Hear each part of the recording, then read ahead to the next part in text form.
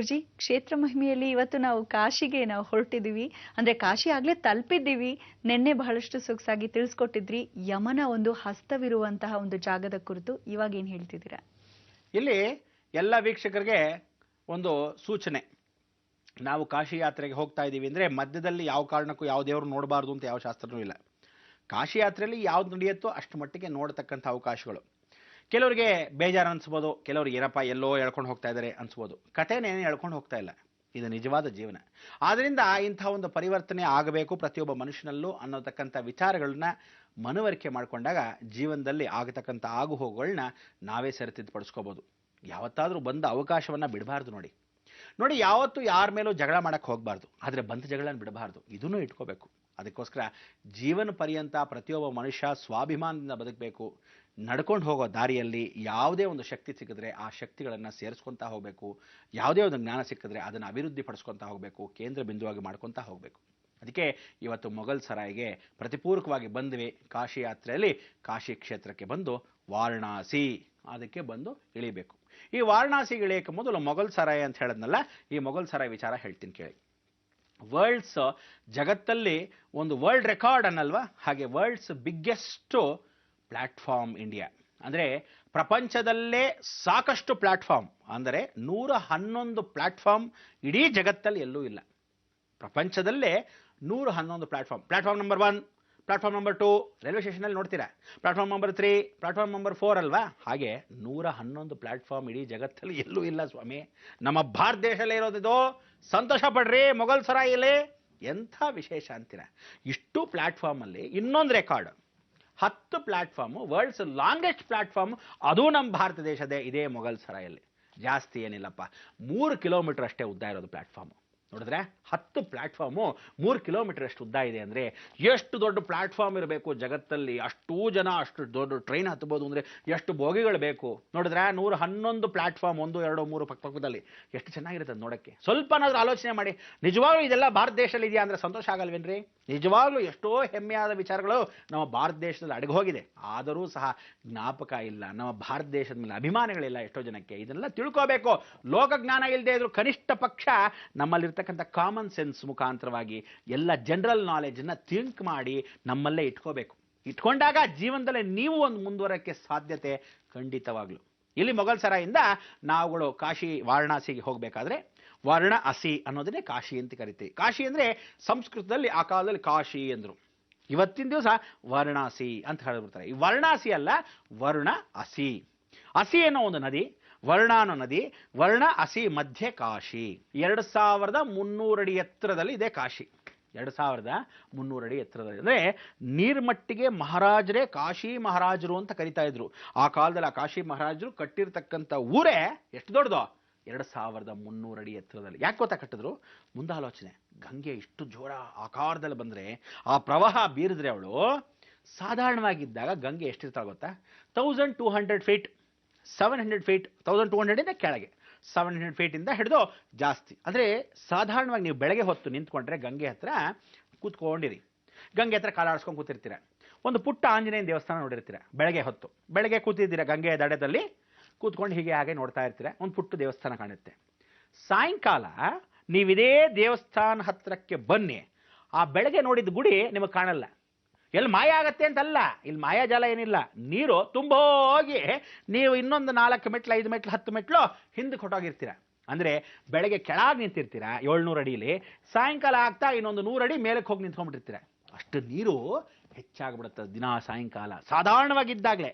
ಇನ್ನು ಮಳೆಗಾಲದಲ್ಲಿ ಕೇಳಬೇಕಾ, 1700 ಅಡಿ, 1800 ಅಡಿ, 1650 ಅಡಿ ಹೀಗೆ ಬರ್ತಾ ಇರತಕ್ಕಂಥ ಪ್ರವಾಹ ಗಂಗೆ ಎಷ್ಟು ಹರಿತಾಳೆ.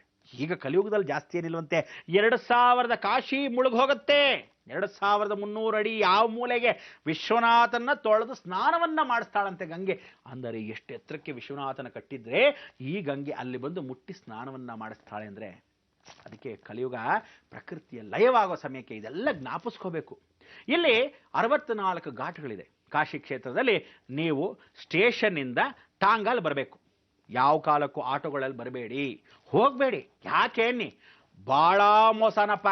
100 ರೂಪಾಯಿಗೆ 500 ರೂಪಾಯಿ ಇಸ್ಕೊಂತಾನೆ. ಅವನೇನು ಹೇಳ್ತಾನೆ ಗೊತ್ತಾ, ಇಲ್ಲಿರೋದೇ ಹೀಗ್ರಿ, ₹100 ಅಂತ ತೋರಿಸಿದ್ರೆ ₹500 ಕೊಡಬೇಕು ಅಂತಾನೆ, ಜಗಳ ನಿಂತ್ಕೊಂಡ್ಬಿಡ್ತಾನೆ. ಯಾಕೆ ಬೇಕು? ನೀವು ಅಯ್ಯೋ ಅನ್ನಂಗಿಲ್ಲ. ಯಾಕೇನಿ? ಕೆಲವರು ನಪುಂಸಕರೇ ಆಟೋ ಓಡಿಸೋರು ಜಾಸ್ತಿ ಜನ ಇಲ್ಲಿ. ಇಲ್ಲದೆ ಇದ್ರೆ ಇನ್ನೊಂದಷ್ಟು ಜನ ಅರ್ಧಂಬರ್ಧ ಕೊಲೆ ದೊರಡೆ ಮಾಡಿರ್ತಕ್ಕಂಥವ್ರೆ ಆಟೋ ಓಡಿಸೋರು. ಭಾಳ ಜನ ಪಾನ್ ಬಿಡಾಗ ದರ್ದ ಹಾಕೊಂಡು ಹೋ ಅಂತ ಇರೋರೇ ಜನಗಳು. ದಯವಿಟ್ಟು ಹೇಳ್ತೀನಿ, ಟಾಂಗಾಲ್ ಹೋಗಿ. ಯಾಕೆಂದರೆ ಟಾಂಗಾಲ್ ಆದರೆ ಅವಾಗ ನಾನು ಹೋಗ್ಬೋದಾಗಿತ್ತು. ಟಾಂಗಾಲ್ ಹೋಗೋ ಕಾಲ ಈಗ ನಡುವೆ ಯಾವ್ದಾರ ಬಸ್ ಇದೆ ಸಾಧಾರಣ ಹೋಗಿ. ಇಲ್ಲ ಟಾಂಗಾ ನಾನು ಕೂತ್ಕೊಂಡೆ ಅಂತ ಇಟ್ಕೊಳ್ಳಿ, ಕುದುರೆ ಮೇಲೆ ಕೊಂಡ್ಬಿಡುತ್ತೆ, ಏನಂತೀರಾ? ಅದಕ್ಕೋಸ್ಕರ ಟಾಂಗಾನಲ್ಲಿ ನಿಮ್ಮಂಥವರೆಲ್ಲ ಯಾರು ಹೋಗಬೇಕಾದ್ರೆ ಸಂತೋಷಪಟ್ಟು ಆ ಟಾಂಗಾಲ್ ಹಾಗೆ ಹೋಗಬೇಕು. ಇಲ್ಲಿ ಆಟೋಗಳನ್ನು ದಯವಿಟ್ಟು ಉಪಯೋಗಿಸ್ಕೊಳ್ಳೇಬೇಡಿ. ಅಕಸ್ಮಾತ್ ಮೋಟಾರ್ ಅಂತಿರ್ತಾರೆ, ಮೋಟಾರ್ ಅಂತ ಕರೀತಾರೆ. ಈ ಮೋಟಾರ್ ಅಂದರೆ ಏನು ಅಂದರೆ ಒಂದು 20 ಜನ ಕೂತ್ಕೊಳ್ಳೋಂಥ ಆಟೋ. ಅಂಥ ಆಟೋಗಳಲ್ಲಿ ಬೇಕಾದ್ರೆ ಹೋಗಿ. ಸುಮಾರು ಜಾಸ್ತಿ ಜನ ಹೋದರೆ ಆ ಮೋಟಾರ್ ಕಾರ್ ಅಂತ ಕರೀತಾರೆ. ಲೇ ಮೋಟಾರ್ ಅಂತಾರೆ, ಇದರಾವು ಅಂತಾರೆ. ಆಗ ಅಂಥ ಮೋಟಾರ್ಗಳಲ್ಲಿ ಹೋಗ್ಬೋದು. ನೀವು ಹೋಗಬೇಕಾದ್ರೆ ಡೈರೆಕ್ಟು ಎಲ್ಲಿ ಹೋಗಬೇಕು? ಹನುಮಾನ್ ಘಾಟ್ಗೆ ಹೋಗಿ ಇಳ್ಕೊಳ್ಳಿ. ಬೇರೆ ಕಡೆ ಎಲ್ಲಾದರೂ ಇಳ್ಕೊಂಡ್ರಿ ನಿಮಗೆ ಇಳ್ಕೊಳ್ಳೋ ಸ್ಥಳಗಳು ಸರಿಯಾಗಿ ಗೊತ್ತಾಗಲ್ಲ. ಗಲೀಜುಗಳು, ಗಬ್ಬುಗಳು, ಯಾವ್ಯಾವುದೋ ಕೊಠಡಿಗಳು, ಯಾವುದೋ ಮನೆಗಳು. ಆ ಮನೆಗಳಲ್ಲಿ ನಿಮಗೆ ಖಂಡಿತವಾಗ್ಲೂ ಸಣ್ಣಗಿರೋನು ಕೂಡ ಈ ಕಡೆ ಆ ಕಡೆ ತಿರ್ಗಕ್ಕಾಗಲ್ಲಪ್ಪ, ಅಂಥ ಮನೆಗಳು. ಸೊ ಇದೆಲ್ಲ ಕಾಶಿಯ ಒಂದು ಅನುಭವಗಳನ್ನು ನಿಮಗೆ ವಿಚಾರಪೂರ್ವಕವಾಗಿ ಯಾಕೆ ಹೇಳ್ತಾ ಇದ್ದೀನಿ ಅಂದರೆ, ಪಾಪ ರಾಮೇಶ್ವರದಿಂದ ಕಾಶಿಗೆ ಹೋಗ್ತಾ ಇದೆ ಗುರುಳೆ, ಅದನ್ನು ಸ್ವಲ್ಪ ಹೇಳಬಾರ್ದಾ ಅಂತ ಆವತ್ತಿನ ದಿವಸ ಯಾರಾದರೂ ಪತ್ರ ಬತ್ತು ಕಳಿಸ್ತೀರ. ಅದಕ್ಕೆ ಮುಂದಾಲೋಚನೆ ನಾನೇ ಮಾಡ್ಕೊಂಡ್ಬಿಟ್ಟಿದ್ದೀನಿ. ನಿಮಗೆಲ್ಲ ವಿಚಾರ ಸ್ಪಷ್ಟೀಕರಣ ಪಡಿಸಿದ್ರೆ ನಿಮಗೂ ಸಂತೋಷ, ಆನಂದ. ಹೇಳ್ತಕ್ಕಂಥ ಸೂಚನೆಗಳು ಎಷ್ಟು ಮಟ್ಟಿಗೆ ಆಗುತ್ತೋ ಅದನ್ನು ವಿಚಾರಿಸಿ ತಿಳಿಸ್ತೀನಿ. ಯಾಕೆಂದರೆ ನಾನಲ್ಲಿ ಸಾಧಾರಣ ಏನಿರಲಿಲ್ಲ, ಜಾಸ್ತಿ 3 ವರ್ಷ ಇದ್ನಲ್ಲ. ಅದರಿಂದ ವಾರಣಾಸಿಯಲ್ಲಿ ನಮ್ಮ ವಿಶೇಷವಾಗಿರ್ತಕ್ಕಂಥ PhD ಸಮಯದಲ್ಲಿ ನಿಮಗೆ ಅಲಹಾಬಾದಲ್ಲಿ ನಾನು ಓದಿದ್ದಾಗ ಆ ವಿಶ್ವವಿದ್ಯಾಲಯದಲ್ಲಿ ಪರಿವರ್ತನೆ ಮಾಡ್ಕೊಳ್ಳೋ ಸಮಯಕ್ಕೆ ನಿಮಗೆಲ್ಲರಿಗೂ ವಿಚಾರಗಳನ್ನ ಏನೇನು ಎತ್ತ ಅಂತ ನನ್ನ ಅನುಭವಗಳನ್ನು ನಿಮ್ಗೆ ಹಂಚ್ಕೊತಾ ಇದ್ದೀನಿ. ಅದೇ ರೀತಿಯಾಗಿ ಪಿಂಡ ಪ್ರದಾನಗಳಾಗಲಿ ಏನೇ ವಿಚಾರಗಳನ್ನು ತಿಳಿಸಬೇಕಾದ್ದು ನನ್ನ ಆದ್ಯ ಕರ್ತವ್ಯ ಧರ್ಮ.